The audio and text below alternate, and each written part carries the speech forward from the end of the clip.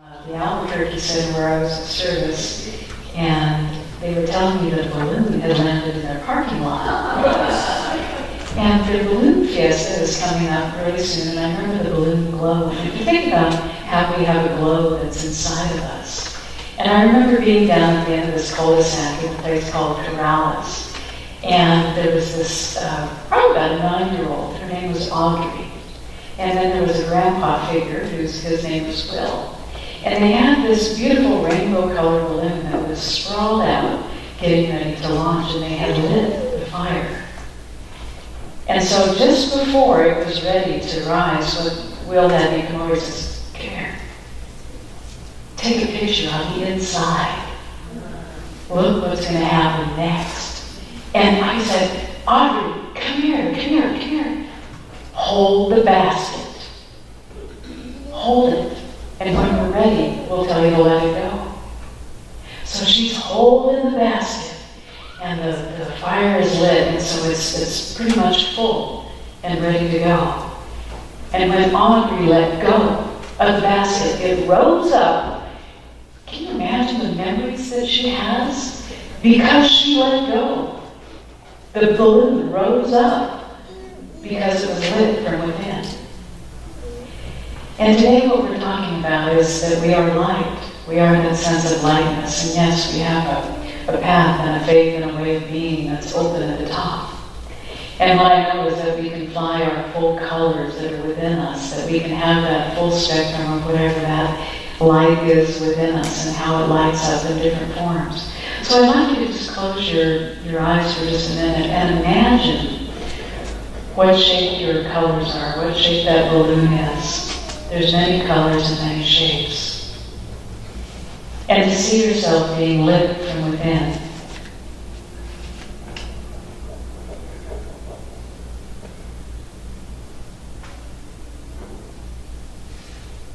And to know that the wind carries us, that there is plenty of air. There's always enough. And that there's clear sailing. Being lifted up and rising up. That yes, there's plenty, there's enough. And to be on that ride and knowing that there is that light that is from within. And it shows up in beautiful ways. And when you're ready, just know that you can call upon that image at any time. And we are experiencing a new light, a new lightness of being right here now with that celebration of those international colors, that colorful life that we have, and to have more of a wholehearted place, a full spectrum of living. So International Peace Day is also known as Peace Day, and the United Nations had talked about how can we have ambassadors of peace. And so if you look at what the Peace Day means and you go on their website, we'll talk about some of those examples. And a lot of it has to do with music. So we'll talk more about that. What I heard last Sunday at our luau, and we had a community collaboration and conversation, what I heard was all these beautiful colors that are being lit from within and rising up. What I heard is that we continue to be a beneficial presence in our community and our greater community. What I also heard is that we're getting the word out about how spiritual living can work and make a positive difference in our life. And that yes, we are a beloved community. We are being loved. We are beloved. And we're also in practice together. We're in practice. So we're a beloved community. We're in spiritual practice together. And we're also an embodiment of consciousness unfolding. And who knew that Audrey would have that chance to hold that basket and then to have that balloon go up just because she caused it to go up by letting go. What I also heard is that we're here to express the divine love of Spirit that's alive within the center of our hearts, the center of our souls. Every filament, when I've traveled in Central America, talked about the filaments of our being connected. There's, every cell of our body being filled with light. And the word filament, every filament is alive with life. It is that life energy that is waiting, it is already there, it is waiting to be released. It is that life energy, that source energy. So every filament of our being is waiting to be released. and shared with our world. We also live as love, and we live a way of life that brings heaven on earth. So there's that place where, yes, we're here right now, and we have these resources. We have that place where we can love, and we can love to love. I also heard that we're dedicated to recognizing and honoring and nurturing the dignity of our uniqueness. We all are unique. And so we get to nurture and have that be the animating and activating force of our life. And so the uniqueness of everyone, we get to honor the uniqueness of all peoples that are here. We're also dedicated to that practice of that life that's within us, and that we are also agents of transformation in our own life. And we're revealing what is the underlying wholeness. There is that which is the undercurrent, that which is already our nature. It is natural to have that sense of wholeness. So we're revealing that underlying wholeness and that harmony that's in the universe. So as a community, what we're doing is we're embracing this transformational impulse that already is here. We have that pulse, we have that impulse that is the divine that shows up in beautiful ways, like those colors of those balloons. Dr. Ernest Holmes, who is the founder of the Science of Mind and Spirit, which is a guide for spiritual living, he says that the world is saturated with divinity, immersed in reality, and filled with possibility. We must take this divine possibility and mold it into a present actuality, from what is possible into what is actual. So we take this divine possibility and mold it into a present actuality in everyday experience. This is the freedom, this is the pathway of peace and happiness that we're already traveling on. He says there is one truth, one ultimate reality. We are infinite beings living in an infinite universe, and all of life is supported wherever we are. The divine presence is forever moving forward. It is its nature to expand. We are unique. We are individualized expressions of the whole. So some of our take-homes today is that peace reveals itself. It is already what is within us, like that light in the middle of the balloons where we can share our colorful nature. And it doesn't matter what the world says is true. It doesn't matter whether it says it's true or not. Peace shines through our every condition, whatever shows up in our life, through every situation, through every circumstance, because it is that ultimate nature. It is the ultimate nature that we are peaceful, that we are whole, that we are enough. And it is our purpose to understand peace and appreciate it so that we can live it. We can live as peace, we can embrace peace even more fully, and we can live the very best life that we can. So our spiritual evolution has brought us to this point of a greater awareness that continues. We continue to elevate our awareness, and it continues to open us up to a greater reality. Being open at the top, it continues to open us up. We open up to a greater reality which goes beyond any religion, it goes beyond any philosophy. Our spiritual evolution brings us to this greater awareness. So this Thursday is going to be the equinox, and so it's the fall equinox. It's on September 22nd, and it's when there's balance. It's when directly in the east, the sun is there as it rises, and then directly in the west, they're directly equal. And so there's balance. And so if we look at where we can have more balance and harmony in our life, to know that as we're moving forward, that's that place where we know that sense of equalness, we're immersed in this reality that has a sense of wholeness, it is its nature to be in harmony with the universe.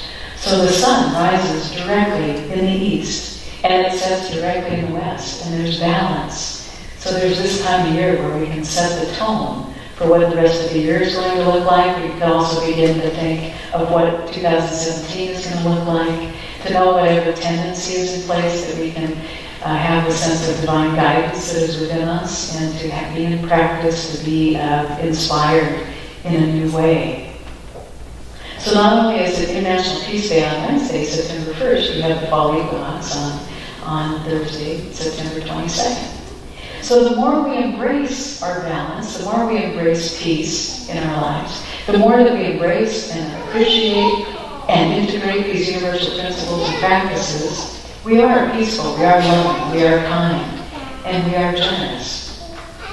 So we are infinite beings in an infinite universe, and I love how that which is possible is made actual. And Anita was a demonstration of that earlier. In her invocation, she says that Emerson, she talked about their smiling repose right here. Ralph Waldo Emerson says, the infinite lies stretched in smiling repose, now and always. And I love how it's the one mind. I just, don't you love that? It's just this one mind, this one heart.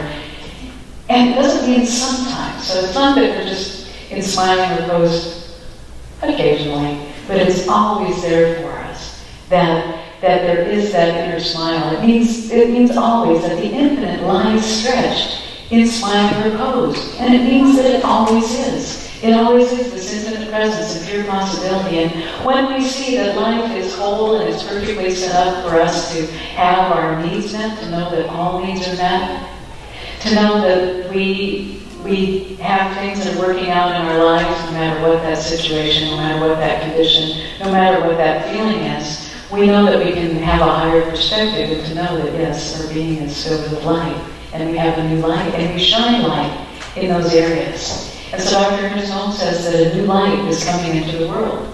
And guess what? We are this light that is coming, and it continually keeps coming as we move forward. And so on the United Nations site, it has examples of international peace. It has these beautiful examples that people who are making a positive difference because they're beginning with peace, that peace is beginning with them. Are you familiar with the renowned cellist Yo-Yo Ma? Yeah. Well, what he's doing is he's exposing young audiences with music to promote peace. So he says, okay, the youth of our world, what he's doing is he knows that music is a magnet that can draw people together. And so what he did was he created this project called the Silk Road way back in 1998. And what it does is it promotes culture, it promotes music, it promotes intellectual traditions, and along what was the Silk Road trade route. So from the Mediterranean cultures, the Mediterranean Sea, to the Pacific Ocean, he is going and playing music, and he has people who are then part of that Silk Road. So his focus area is youth, because he knows that the youth are our future. And so young people between the ages of 15 and 24, approximately, which is about 18% of our global population, or about 1.2 million people, that young people are effective agents of change. So that as he's playing this music and setting an example and promoting this peace in our hearts, what he's doing is he's contributing to peace in the world. He's also fostering some peer education, that the youth can provide peer education to their peers about peace. And he's also providing some education about the environment, how we, as we're more peaceful and conscious, we can be environmentally conscious as well. Then there's also the Brazilian author, Paulo Coelho. Are you familiar with his work? Yeah, it's really, really delicious. He leads a discussion on poverty and intercultural dialogue. And he asks us to have a little bit of shift in the way that we communicate. He fosters a dialogue among cultures and people that is based upon commonly shared values. Does that sound familiar? The past couple of weeks we've been establishing our shared values for our beloved community. And so what he's doing, Paulo Coelho, is he's fostering peace by having people focus on shared values. And so what that does is then it helps foster livelihoods. It helps people get out of poverty. It gives them a new opportunity. So rather than looking at what the weaknesses are, they begin to look at what the opportunities are. And so what is manifesting out of Paulo Coelho's work is there's food. He's not calling it hunger, like a hunger project, but he's focusing on nutrition. So if we focus on what we do want instead of what we don't want, that's what he's doing. So there's education that's happening around that. He's also looking at helping to eradicate poverty by having an intercultural dialogue and how we can all be in that flexibility. We can create some flexibility with that. We can also have an understanding and a willingness to cooperate with one another. So that's a little bit about Paul Coelho's work and what he's doing to foster peace. Another one is another classical musician, and he might be the classical musician. I have to ask Jimmy about Lang Lang.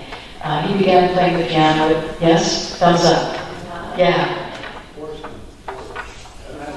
4 thumbs up. Okay. Yeah. So Lang Lang, he started playing the piano at 3 years old. Yeah. Do you play the piano? Does she play the piano? Yeah. Do you? Thumbs up. Do you play an instrument? I play the air guitar really well. Air guitar. I play the radio really well too. So one last story about what people are doing for peace is Lang Lang. He's performed for world leaders, and he's really worked with some of the best orchestras. And so what he's doing is he's having global education, and it's for our children. And we have people like Josie Mawasi who helps with our Youth and Family Village on the second and fourth Sundays. And so here too, we're making a difference in that realm as well, our global village. So our local village is having an impact on this global village. And so what Lang Lang is doing through his music is he's bridging any cultural gaps. He's inspiring our audiences around the world to help enhance the lives of children everywhere. And can you imagine going out this week and enhancing the life of one child or more? Lang Lang has been recognized for his commitment that where he helps focus on global education, because he says education is a human right. And so he wants us to have children that are educated. And so what he's doing is his goals is to put every child in school. Also to enhance the quality of learning. So not only have people show up and have those opportunities, and I'm looking at Cindy who's a teacher here, enhancing the quality of learning. And then to foster, what that does is it fosters us as global citizens. So we're raising our children in this positive way. So I have an affirmation to share. Would you like one? You want to take one with you? Yes? There's a lot in our bulletin, and this is really good. If you'd like to repeat after me. The light of peace, shines through me, and guides my way, Let's do it one more time. The light of peace, shines through me, and guides my way, And there's a song said that a new light, think of having that newness, like you're this balloon taking off, rising up in what area of your life you'd like to rise up in, whether it's your health, your wealth, your relationships, your sense of inner peace. Rising up, that there's a new light coming into the world, and we are it. We are on the borderland of a new experience. Happy are we if we see things which, from the foundation of our divinity, as humanity, longed for all by aspiring souls. So our question today is, as we're embracing more peace in our life, is what am I aspiring to? And my folks would do this at the dinner table, being part of that global education field, as they would ask me, what are your hopes and dreams and aspirations? What are your hopes and dreams and aspirations? And maybe you can see those, putting those into a balloon and lighting that on fire, knowing that it's rising up and that there's so many opportunities and possibilities. So if you want to just close your eyes for a moment and say, what are my hopes and dreams and aspirations? What are my hopes and dreams and aspirations?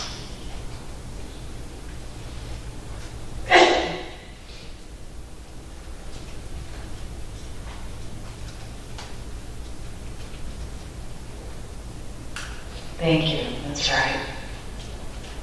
So I know that our hopes and dreams and aspirations are flying high because we have that light that's within us. It's so colorful, it's wonderful. It is that new light which is